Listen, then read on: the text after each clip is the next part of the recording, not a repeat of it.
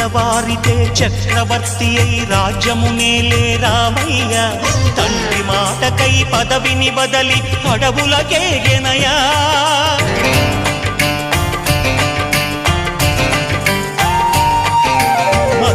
జనులను కావగ వచ్చిన మహావిష్ణు అవతారమయ ఆలిని రక్కసుడపహరించితే ఆక్రోశించెనయా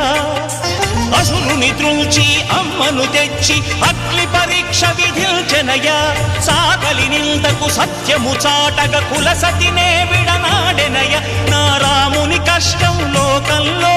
ఎవరూ పడలేదయ్యా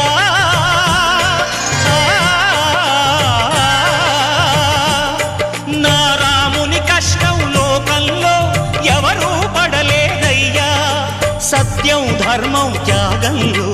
అతనికి సరిలే